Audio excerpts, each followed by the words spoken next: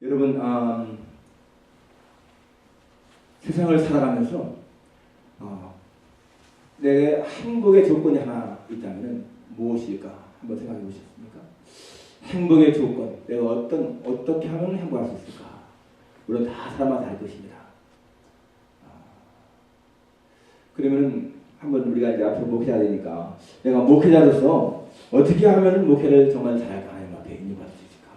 그런 생각 무엇을 생각하십니까? 어떤 것? 다 여러분마다 생각이 있을 거예요. 저 같은 경우에는 제가 지금까지 이제 목사 선생님 30년 됐고, 제가 목사 선생님 받기 2년 전에 개척을 했었는데 한국에서 2년 동안, 그러니까 32년 됐어요. 그러니까 지금까지 목회해 오면서 제가 느끼는 것, 무엇이 정말 우리가 목회를 잘할 수 있는 것인가라고 할 때는요, 제가 한 가지를 한다면은 관계라고. 관계 정말 중요하죠. 대인 관계나 하나님과의 관계 참 중요합니다. 여러분 가정을 보세요. 부부간에 살아가는데 부부간에 갈등이 있잖아요. 뭐가 문제입니까? 부부간의 관계가 문제인 거예요. 관계가 잘못되기 때문이었습니다. 관계가 좋으면은 행복하게 살아갈 수 있는 것이고, 관계가 잘못되면은 갈등이 있는 거 아니겠어요? 회사 생활하는데 직장 생활할 때 마찬가지입니다. 직장에서 관계가 좋은 사람들은요, 직장 생활을 잘해요. 근데 이 대인 관계가 안 좋은 사람들은 문제가 많습니다. 교회, 여러분 목사님들 교회에서 심호하는데, 왜 어떤 분은 그냥 한 교회에서 오래 있는 분도 있고, 근데 어떤 분은 그냥 뭐 2년, 3년 자꾸 옮겨 다니기도 하고 문제가 있는가? 관계 문제죠. 그래서 이 관계가 너무 중요합니다. 여러분 오늘 말씀 가운데에서 이 말씀 기억하세요. 나를 존중하는 자를 내가 존중하고 나를 멸시하는 자를 내가 경멸하리라. 하나님 말씀인데, 저는 이 말씀이요, 우리 인생에, 아니 우리 목회생활 모든 것에 키워드라고 합니다. 키워드. 성공과 실패를 가름하는 키워드라고 써 있어요. 하나님을 존중하는 자를 하나님이 존중히 여기고, 하나님을 멸시하는 자는 하나님이 경멸한다. 여러분 이것은 정말 중요한 말씀입니다. 우리가 사무엘상을 보게 되면 거기에 전반부와 후반부에 두 사람이 나오죠. 전반부에는 엘리하고 사무엘이 나오고 후반부에는 사울과 다윗이 나와요. 그런데 우리가 아는 것처럼 엘리는 실패한 사람이고 사무엘은 성공한 사람이에요. 하나님 앞에서. 사울은 실패한 사람이고 다윗은 성공한 사람입니다. 그 이유가 뭐예요? 하나님과의 관계잖아요. 그러니까 관계를 잘하는 키포인트가 뭐냐면 여기 말하는 존중이야. 존중. 나를 존중하는 자를 내가 존중하겠다. 나를 멸시하는 자를 내가 경멸하겠다. 대인관계 똑같습니다. 대인관계에서도 여러분 상대방을 존중하면요, 그 관계가 잘 될 수밖에 없는 거예요. 부부간에 부부가 서로를 존중하면은 그 관계 잘 됩니다. 그런데 멸시한다, 무시한다 그러면요, 서로가 경멸하는 거예요. 이것은 정말 우리에게 중요한 문제예요. 그러니까 다윗, 사무엘, 사울, 엘리 그 사람들 여러분 한번 생각하면서 과연 그들이 하나님과의 관계가 어떠는가 한번 생각해 보세요. 여러분들은 이제 하나님은 여러분들을 하나님의 비전을 성취하기 위해서 불렀어요. 하나님은 사람을 통치하지 않습니까? 여러분들은 부름받은 사람들이에요. 무엇을 위해서? 하나님의 비전은요, 모든 사람이 정말 구원받는 것, 그것이 영원히 구원이거든요. 영원히 구원. 성경에 보게 되면 성경과 하나님, 성경과 목사의 임무가요, 거의 동일합니다. 디모데후서 3장 11절에 보면 모성이 하나님의 감동으로 쭉 나오면서 사람을 온전하게 하고 나오죠. 그 다음에 또 에베소 4장인가에 보면은 목사의 직무도 마찬가지로 사람 온전케 하는. 그러니까 여러분 이게 성경과 목사는 하나님이 이 땅에 주신 최고의 선물인 거예요. 목사와 성경이 없으면, 목사와 성경이 없으면 이 세상에 사람 구할 수 없거든요. 이렇게 중요한 여러분들은 분야였습니다. 그런데 여러분들은 지금 이제 출발선에 서 있는 거예요. 출발선. 앞으로 하나님을 위한 그 사역에 출발선에 서 있습니다. 앞으로 30년, 40년, 50년 지나면 그때 가면은 여러분들의 하나님 길에 평가가 나와요. 하나님은 엘리를 기대해서 제사장으로, 사울을 기대해서 왕으로 세웠습니다. 그런데 그들은 하나님의 기대에 부응하지 못한 거예요. 그런데 사무엘과 다윗은 하나님의 기대를 부응시킨 사람들이에요. 여러분도 지금 똑같이 신학을 공부하지만은 앞으로 30년, 40년, 50년 후에 하나님 앞에 평가가 이루어져요. 이제 은퇴할 때쯤 되면은 물론 뭐 사람 눈으로 보기엔 별로 모른다 할지라도 하나님 앞에서는 분명히 나눠지죠. 그런데 지금 여기 엘리와 사무엘, 사울, 다윗 한 것처럼 이게요 하나님 앞에 진짜 인정받는 사람이 많지 않다는 얘기야. 거의 뭐 두 사람 중에 한 사람이죠. 그리고 여러분 이스라엘 하나님이 유대의 왕을 딱 세운 거 보게 되면은 그 얼마나 많은 왕들이 있었는데 하나님 앞에 정말 인정받는 사람들은 극소수입니다. 그렇죠? 그러니까 여러분들이 앞으로 30년, 40년, 50년 후에 여러분들이 엘리처럼 평가받을까? 사무엘처럼 평가받을까? 아니면은 사울처럼 아니면 다윗처럼? 여러분 그것은요 여러분들이 이제부터 어떻게 행하냐에 따라서 달라지는 거예요. 지금 출발선에 있는 여러분들은 굉장히 중요한 시기에 있는 것이죠. 그러니까 내가 정말 하나님의 비전을 성취한 사람이 되는 것인가? 될 것인가? 아니면은 하나님이 그렇게 세웠는데 하나님의 기대에 부응하지 못하는 사람이 될 것인가? 이거 중요한 문제잖아요. 오늘 여러분 제가 네 가지 말씀을 드리겠는데 이 말씀을 참 잘 붙잡을 수 있으면 좋겠습니다. 첫째는요. 하나님을 최우선하는 거예요. 하나님을 최우선. 하나님을 정말 중시하는 거예요. 여기 나를 중시하는 자라는 그런 중시는 그냥 보통 중시가 아니라 최우선. 왜냐하면 여기 엘리가 실패한 이유가 뭐라고 나옵니까? 내가 내 아들들을 나보다 더 중요이고 내가 내 제사를 멸시하고 내 제사를 밟으며 그러잖아요. 그러니까 이 엘리는 하나님의 제사를 밟은 사람, 무시한 거예요. 그리고 자기 아들들을 하나님보다 더 중시하는 사람인 거예요. 하나님 최우선이 아니었다는 얘기죠. 그런데 사무엘은 정말 하나님 최우 중시 그런 사람이었죠. 사울 보세요. 사울 실패한 이유가 뭡니까? 하나님 말씀보다 우리 백성들을 더 두려워했어요. 아말렉은 진멸을 했는데 그렇게 하지 않고 백성들이 냉기자 천둥을 좋은 소나 이런 게 있는데 왜 다 죽이느냐 제사하자 그러니까 백성들의 말을 듣고 하나님 말씀 못 했네요. 그게 사울의 실패죠. 다윗은 정말 하나님 최중심이었죠. 하나님 중심. 그러니까 다진 거예요. 여러분 하나님을 섬긴다고 해서 하나님을 정말 최중심으로 생각하가 절대 아닙니다. 목사라고 해서 장로라고 해서 하나님을 잘 섬기는가? 절대 아닙니다. 지금 수천 명의 교인들을 가진 그런 교회의 목사님이라 할지라도 그 일이요 하나님 일이 아니고 자기 비즈니스 사람들이 많습니다. 정말 심각한 문제죠. 여러분 오늘 현대인의 우상이 뭐예요? 물질, 숫자, 사이즈야. 물질이 최우선이고요. 그 다음에 숫자가 많아야 되고 사이즈가 커야 돼요. 그러니까 목사도 자신도 그렇고요. 신학생도 그렇고 마찬가지야. 아 교회가 크고 사이즈가 크고 사람이 많이 모이는 교회라 그럼 성공한 사람이다 생각을 인정하는 거예요. 그리고 그렇지 않은 사람들은 별 볼일 없다 생각하는 거예요. 과연 하나님이 그렇게 생각하실까? 그러면은 정말 시골에 말이죠. 농촌이나 어촌에서 평생을 10명, 20명 목회하는 그 목사님들 실패할까? 절대 그렇지 않잖아요. 우리가 예수님 보면은 둘에 또 마친 과부가 제일 많이 발달을 하셨는데 과연 그럴까요? 제가 아는 목사님 한국에서 아들 셋인데 교회도 몇만 명 모이죠. 큰아들한테는 자유정학권을 딱 그렇게 했어요. 둘째 아들한테는 학교가 있어요. 그 학교 입상. 셋째 아들한테는 신학교 교장 자리. 물론 능력이 많아서 할 수 있죠. 그런데 그분이 정말 모든 사람이 존경받고 한다면은 브라보 괜찮은 거야. 그런데 지탄받잖아요. 지탄받고 험박기도 하고. 그거는 절대로 하나님이 기뻐하시는 것이 아니죠. 그건 하나님이 절대로 아니죠. 자기 비즈니스죠. 엊그제 임태권 목사님, 연합교회 목사님이신 임태권 목사님이 우리 저희 세안교회당에서 목사님들 세미나 했는데 그때 하신 말씀이 네 가지 교회가 있다.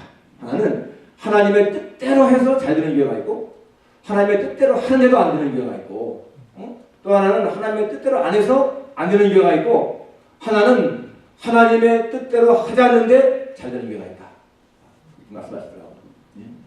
그런데요, 이 하나님의 뜻대로 않는데 잘 되는 교회, 그대로 사람들은요 그걸 부러워하고 성공해서 합니다. 여러분, 엘리나 사무엘, 사울을 보면 사람들이 야, 저 사람은 제사장, 그 당시엔 최고의 높은 사람 아니에요. 사울 왕입니다. 최고의 높은 권자인 사람이야. 그 사람 보고 실패라고 생각할까요? 아니죠. 다 그 사람도 성공해서 생각했을 거야. 그러나 하나님 앞에서는 완전 실패죠.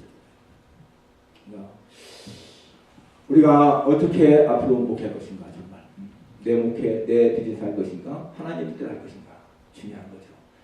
마태복음 7장에 나오는 것처럼 그날에 많은 사람들이 예수님에게 와서 주여 주여 우리가 주의 이름으로 선지 노릇하고 주의 이름으로 귀신 쫓아내고 주의 이름으로 많은 권능을 전했나이까 라고 했습니다. 전부 다가 주님의 이름으로 주님의 이름으로 주님의 이름으로 실제로 이랬거든요. 그들은 주님의 이름으로.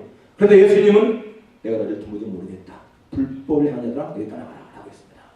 그들은 열심히 최선을 다해서 주님의 이름으로 일을 했지만은 많은 성과가 있었고 연례가 있었지만 하나님 예수님과는 관계가 없는 일이라는 거예요. 그러니까 마음 중심이 진짜 하나님을 존경하면서 하는 그 일과 아닌 것은 하나님은 다 아시잖아요. 그런데 여러분 신학교 다닐 때 다 순수한 마음으로 나는 정말 주님 앞에 진실하게 하겠다라고 그렇게 결심을 하는데 실제 나중에 목회할 때 보면은 거기 다 자기 욕심이 들어가서 달라진 거예요. 문제죠. 두 번째, 정직하고 성실한 것 중요합니다. 하나님 앞에서나 사람 앞에서 정직하고 성실한 것. 예, 사무엘이나 다윗은 정말 하나님 앞에 정직하고 성실했습니다. 그런데 엘리나 사울은 정직하고 성실한 것이 부족해요. 여러분, 정직과 성실은요 목회자가 갖추어야 할 가장 중요한 동강원이 아니에요. 만일에 정직과 성실이 성도들한테나 이웃 사람들한테 인정받지 못하면 힘들죠.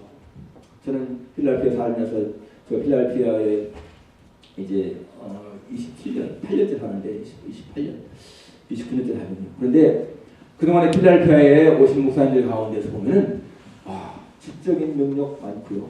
설교 잘하시는 분 몇 분 봤습니다. 그런데 목회가 안 되는 거예요. 제가 87년도에 여기 왔는데 88년도 제가 9년도부터 세안교회 왔거든요.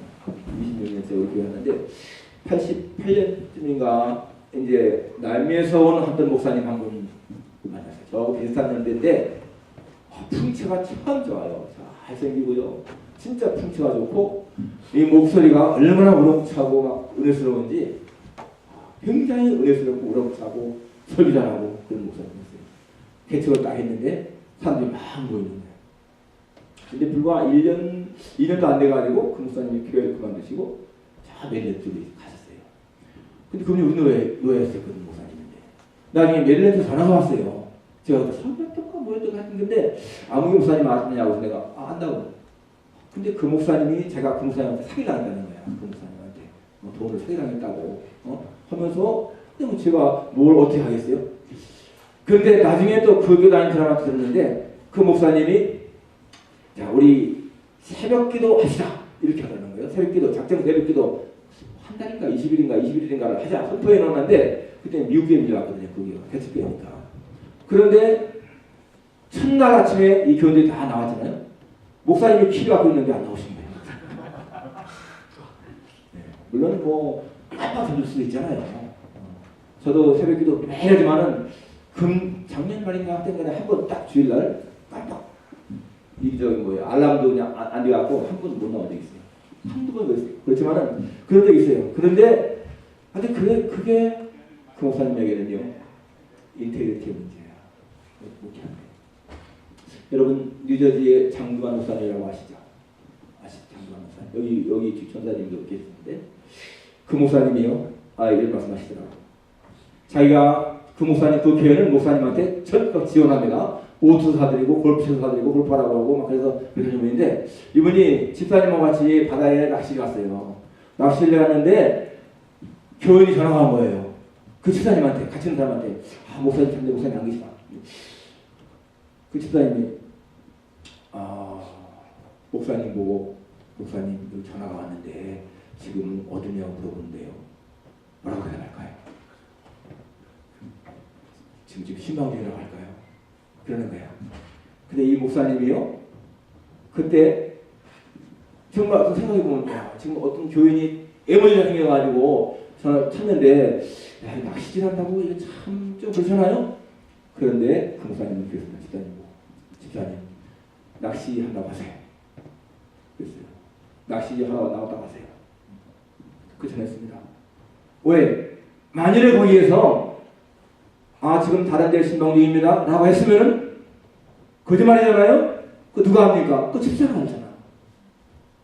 그러면 그 집사가 친할 때는 모르지만은요, 나중에는 사이가 안 좋으면 뭐냐가 언젠가 얘기하게 되거든요. 그러면은 정직성에 회생나가는 거예요. 그러니까 목사는요, 어떠한 경우에든지 정직해야 돼요. 정직해야 돼요. 성실해야 돼요. 교인들한테 정직성에 인정받지 못하면은 목회할 수 없습니다. 돈 문제가 조금 문제돼가지고 목회 못하는 분이 있어요. 목사는 돈 문제 깨끗해. 절대로 돈에 부지런하게 사람들한테 우리 목사님 돈 많았다 이러한 생각이면 절대 안 됩니다. 정말 깨끗하게 정직하게. 가난해도 내가 굶어도 그렇게 해야 되죠. 자꾸 뭐 교회금 교회한테 돈 빌려달라고 이건 너무너무 치사하고 못하는 거죠. 정직, 성실. 세 번째는 하나님의 말씀을 경청하는 것. 하나님의 말씀을 경청하는 것. 원래 이 사무엘은 엘리는요 하나님의 말씀을 듣지 못했습니다. 하나님이 사자를 보내서 책망하잖아요. 사무엘상 2장에 보면은 책망하고 막 그 재앙을 선포하잖아요. 그 말 듣고도 별로 반응이 없어요. 아주 무감각한 사람이에요. 그러니까 3장에 보면은 그때는 뭐 하나님 말씀이 희귀하고 이상이 보이지 않았다는 말이 나오잖아요. 이 엘리의 영적 상태거든요. 그리고 보세요. 3장에 가면은 하나님이 사무엘아 부르잖아요. 그런데 사무엘이 나서 엘리가 부르는 줄 알고 뛰어가서 당신이 부르셨기로 내가 여기 있나이다. 그렇게 했습니다. 그 엘리가 뭐라 했어요? 내가 부르지 않았다. 가서 누워라.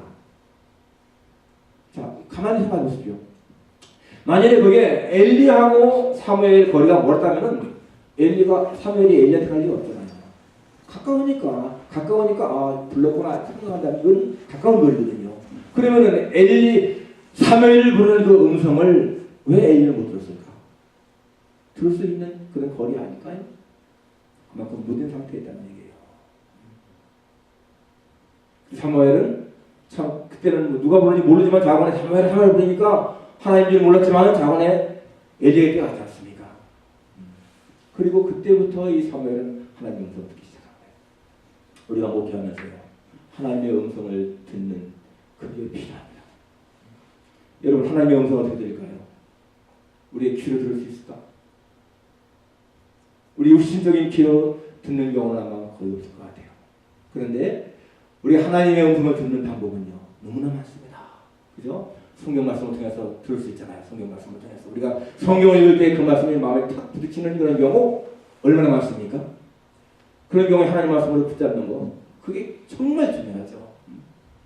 저도 처음에 유학을 왔는데 85년도에 유학 비자 신청했을 적에 처음엔 이렇게 리젝트상했거든요. 그런데 두 번도 리젝트상했어요. 그래서 나는 그때 목회할 때니까 한국에서 리젝트상하면 그냥 한국에서 목회하지 그런 마음 가졌었는데도 마음에 그때 딱 떠오르는 그 성경 말씀이요. 마태복음 7장 7절 말씀입니다. 구하라 찾으라 두드리라 하는 그 말씀이 마음에 다 부딪혀오면서 그 말씀에 부딪혀오면서 이게 하나님이 나를 인도하시겠구나 라고 하는 그런 마음에 확신이 오더라고요. 그래서 어떻게 구할까 이제 하면서 그때 미국에 있는 그 신학교 학장한테 내가 전화를 걸었죠. 내가 2번 리젝트하겠다. 그러니까 그 학장이 내가 우리 사모님한테 얘기해가지고 받겠다. 이렇게 하는 거예요. 그래가지고서 정말 3번째 가니까 말도 않고 그냥 찍어주는 거야. 2번째까지는 보이도 않고 리젝트 하더니 3번째는요 물어보지 않고 찍어주는 거야. 야, 구하는 건 참 중요하다. 하나님 말씀 마음에 부딪혀올 때 그게 하나님의 음성이고, 많잖아요. 설교 들을 때라도 하나님 말씀 듣고, 다른 사람을 통해서도요 하나님 말씀 들려오고요, 환경을 통해서 내가 시련 속에 있을 때라든지 배신당에 있을 때라든지 또 사별했을 때라든지 하나님의 음성이 많이 들잖아요. 그런데 제가 가장 많이 듣는 것은요 성령의 감동을 통해서요. 성령의 감동을 통해서 마음에 울려오는 하나님의 음성이 굉장히 많습니다. 저는 80년대 이세한교회 왔는데 80년대 와가지고 6개월 지났는데요. 딱 이게 장로님하고 부딪히더라고. 그때 우리 교회가 8년 된 교회였는데 그 개척하신 장로님하고 딱 부딪히는 거예요, 마음이. 그래서 내가 이분하고는 같이 있으면 안 되겠구나. 이 교회는 내가 사역할 곳이 아니구나. 이렇게 생각을 하고 교회를 그만두려고 마음먹었어요. 이제. 그때는 뭐 30대 후반쯤이었는데 뭐 젊으니까 이 교회는 같이 가겠나 하는 마음도 들고요. 막 그런 생각이 들어가니까 내가 뭐 저런 분하고 같이 하겠나? 이렇게 하면서 딱 그만두겠다고 마음먹었거든요. 그랬는데 기도하는 가운데서요 하나님 이러시는 거예요. 마음에 울리는 소리가 정말 귀 듣는 것보다 더 생생한 그 음성이요. 네가 이 교회에 마음대로 온 것이 아닌 것처럼 마음대로 갈 수가 없다. 그게 나오려고 오는 거예요. 내가 이 교회에 마음대로 온 것이 아닌 것처럼 마음대로 갈 수가 없다는 거예요. 그런데 제가 그 교회에 간 상황을 그 배경을 얘기하면 길지만은 아무튼 그 교회에 갈 만한 상황이 아니었어요. 저도 다른 분이 그 교회에 오기로 했었고 교회도 다 공동에 통과됐고 그분도 허락했던 그런 교회거든요. 그런데 그 목사님, 오기라는 목사님이 갑자기 다른 데로 가는 바람에 제가 대타를 왔어요. 바로. 그렇게 해서 그냥 갔던 교회거든요. 그러고 보니까 진짜 하나님이 나를 보낸 거잖아요. 내 마음대로 한 게 아니잖아. 근데 마음대로 갈 수가 없다는 거예요. 그래서 그냥 주저앉았어요. 주저앉았는데 3년쯤 지났는데요. 도무지 못 견디겠어요. 제가 그분하고 같이 하는 게 너무너무 힘들어요. 그래서 하나님 앞에 하나님 나 진짜 이분하고 같이 못 하겠습니다. 그때가 2월쯤 했는데 내가 12월까지 그냥 견뎌서 12월까지도 변화가 없으면 저는 그만두겠습니다. 그랬는데요. 12월 첫 주 딱 지났는데 그분이 안 나오시더라고. 그분이 안 나오시는 거라고 제가 그냥 이 교회에 공부했습니다. 그리고 나서 또 여러분 93년도 그분을 나가고 이제 막 또 하여튼 뭐 이 교회당 수리하고 막 어려운 문제가 있었어요. 그래서 이 어려운 문제가 있어가지고 제가 그 당시에 한인필라 교회, 그 당시에 참 그 교회가 작년만 한 250명에 300명 모였고도 교회당도 크게 쫙 루트원하고 76만 원한 데 있었어요. 거기죠. 근데 그 목사님이 저보고 후임자라고 하는 거예요. 그런데 내가 교회가 그 당시 어려우니까 그냥 100% 관련만 먹었습니다. 100%, 99%가 아니고 100% 관련만 먹고 이제 93년 12월 말부로 딱 저희 교회는 그냥 클로스 해버리고 교회당을 팔아서 빚 갚아버리고 94년 1월 1일로 가기로 딱 결정을 했어요. 교원들 선포하고 다. 교원들도 그냥 그렇게 하는 거예요. 그때부터 교원이 한 20명 됐으니까 교원들이 정말 교회당 팔아서 빚 갚고 가십시오. 그래서 그렇게 하려고 했는데 그냥 갑자기 그 금식기도 하는 그런 마음이 생기면서요. 3일째 됐는데 마음에 울려오는 소리가요. 지금 갈 때가 아니다. 지금 갈 때가 아니다. 그런데 그 말씀이 너무 강력한 거예요. 쭉 설명 나옵니다. 그런데 아무튼 간에 제가 그래서 그때 그걸 안 갔어요. 안 가고 얘기하고 나와있죠. 그건 벌써 옛날 일이고요. 그동안에 얼마나 많은 일이 있습니까? 최근에 있는 그런 일들은 한 3주 전인가 저희 교회에 외부에서 목사님하고 집사님이 와서 찬양 예를 드렸어요. 참석했다더라고요. 그분들이. 이은수 목사님이라는 분하고 윤상미 집사님이 한 분은 LA에서 오시고 한 분은 밀레에서 오시는데 인터넷 방송 하시는 목사님이 그냥 우리 교회에 참석만 하게 하겠다고 해서 시간 주시면은 뭐 한번 찬양하겠다고. 그래서 제가 이방 오셨는데 찬양하시죠. 그래서 그분들이 한두 곡씩 찬양을 했어요. 근데 오기 전에 뭐라 하냐면은 사례비는 절대 안 줘도 됩니다. 그냥 그럼 참석하는 거니까 사회는 안 줘야 됩니다. 그걸 안 주기로 하고서 이제 했던 거예요.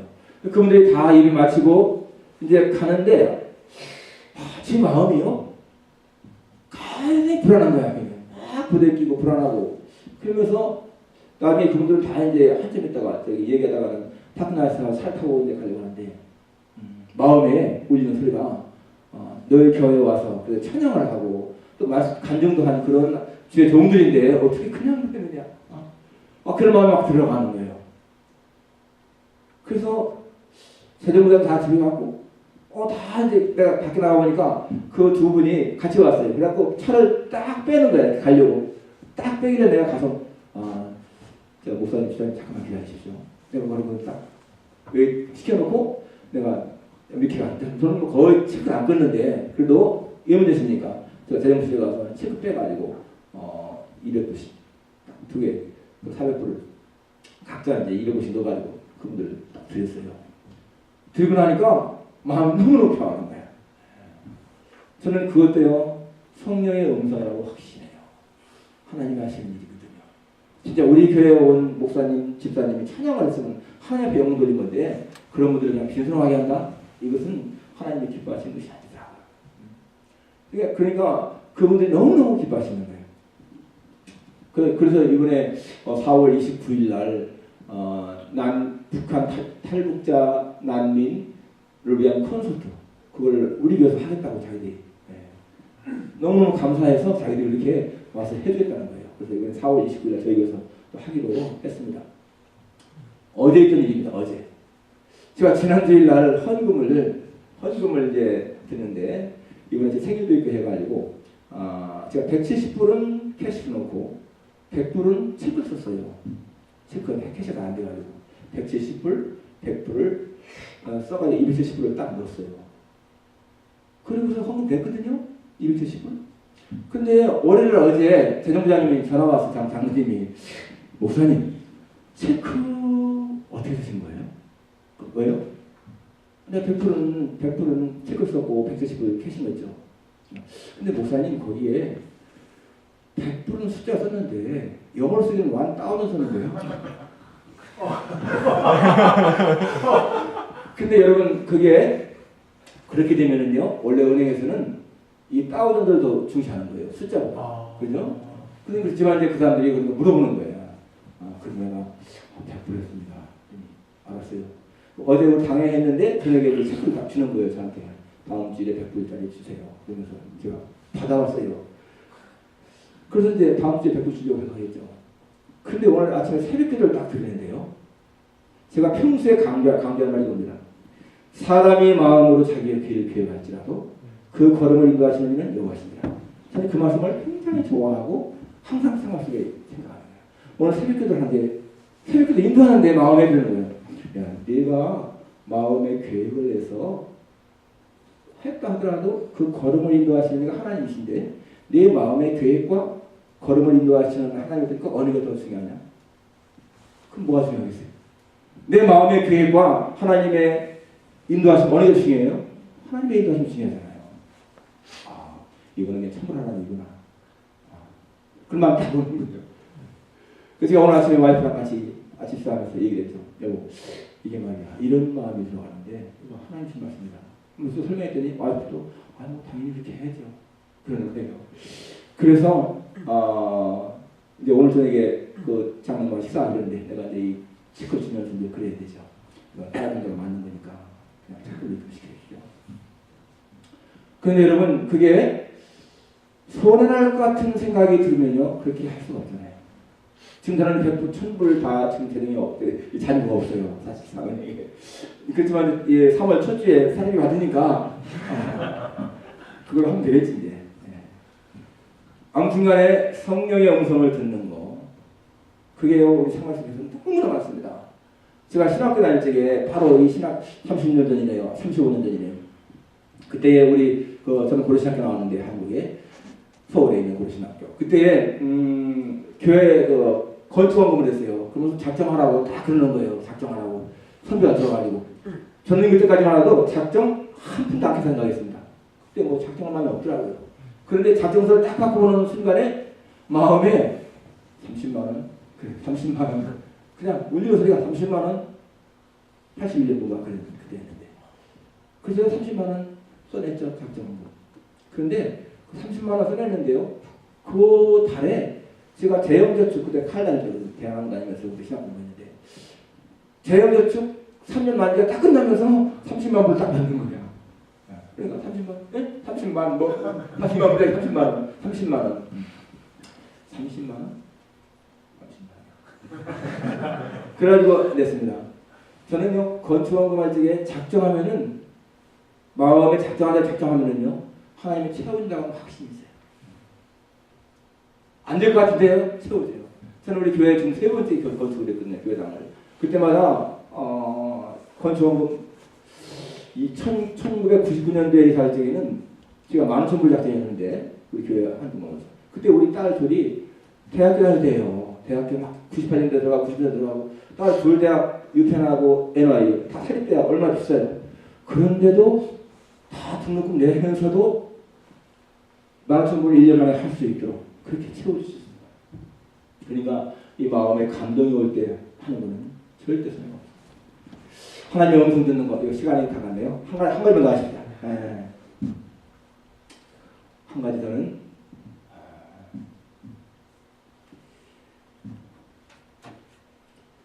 임마누엘의 확신. 오늘 사무엘 보게 되면 하나님이 사무엘과 함께 하시니까 그의 말이 하나 땅에 떨어지지 않았다. 그 말이 나오고 하나님이 다윗과 함께 하니까 그가 어디로 가든지 하나님이 이겼다는 말이 나오죠. 임마누엘의 확신입니다. 저는 이 말씀이 너무너무 좋아요. 저는 우리가 목회하든지 생활 살아가든지 최고의 강력한 파워, 이게 바로 임마누엘 확신이라고 생각합니다. 임마누엘. 여러분 임마누엘의 확신이 있으면 두려울 게 없습니다. 세상에 무서울 게 없잖아요. 하나님 나와 함께 하시는데 그런 확신이 생기게 되면 정말 두려울 게 없어요.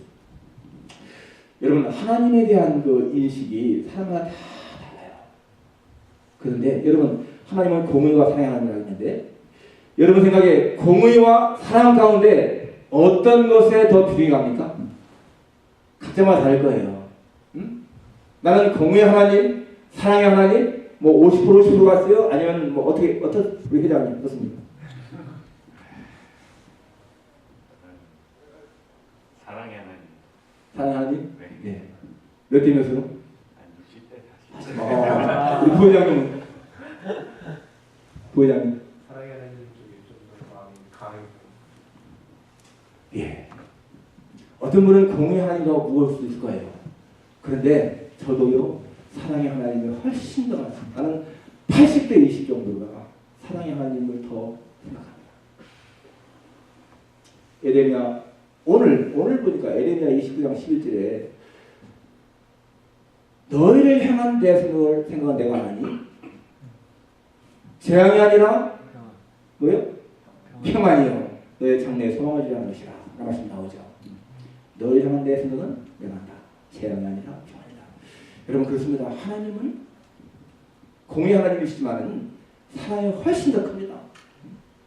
우리가 범죄했을 적에 하나님은 진노하시고 분노하시기보다 먼저 슬퍼하시고 아파하시는 분 하나님이시죠. 그러니까 그런 하나님을 우리가 확신한다면 내가 설령 실수하고 죄를 지어도요 돌이킬 수가 있어요.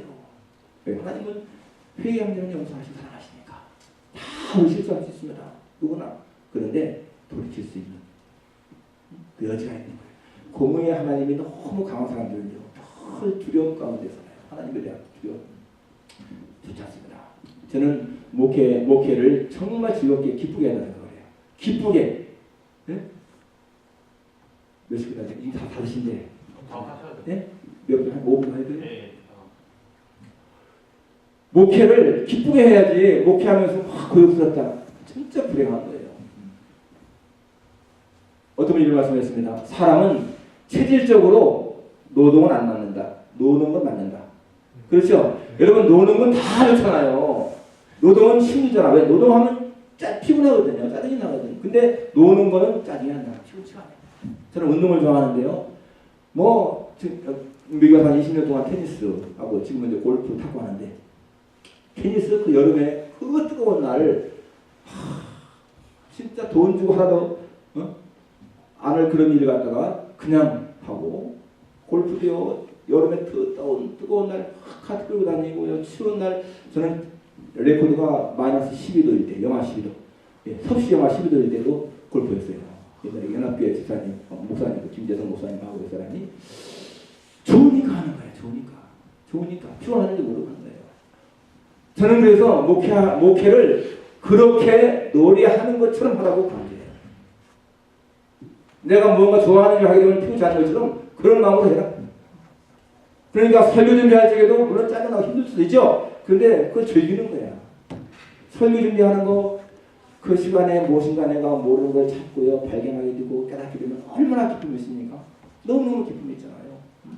그리고 신방하는 거 세상에 뭐 예를 들어서 파킹 티켓 뛰는 사람은 다 욕먹잖아. 갈 때마다 사람들이 다 욕먹잖아. 그러나 목사는요 신방 가면 다 번영을 한 사람들이 그냥 즐거운 마음으로 무슨 일이든지 즐거운 마음으로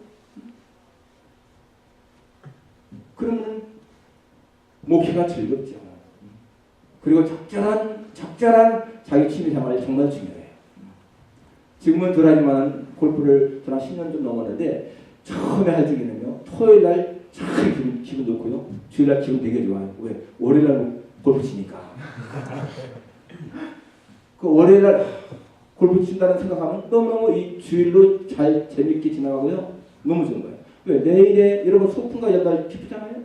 그런 것처럼 자기가 좋아하는 취미생활 이게 정말 중요하고 특히 목회자들은 운동 진짜 잘해야 돼요. 운동 많이 해서 체력을 강화시켜야죠. 근데 참 중요한 건 교인들을 진짜 사랑하고 중시해야 돼요. 교인들. 한국 보니까 한국의 큰 교회 그 목사님들이 그 막 이렇게 왕 같은 데 받는 거는 그거 정말 싫어요. 성도 한 사람 한 사람을 진짜 섬겨줄 수 있어야 되는데 한국 그렇지 않더라고.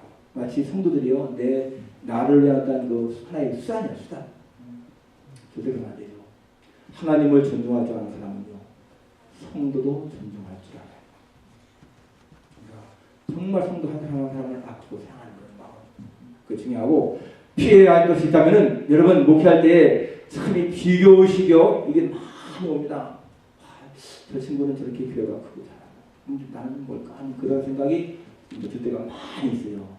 그래서 여러분 이 비교의식은 반드시 열등감을 낳잖아요.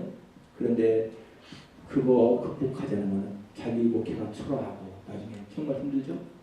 저는 에베소 2장 10절 말씀 우리는 그가 만드신 바라 그리스도의 안에서 선한 일을 외치시면 한다니 이런 말씀 너무 좋아합니다. We are His workmanship. workmanship은 솜씨잖아요. 솜씨.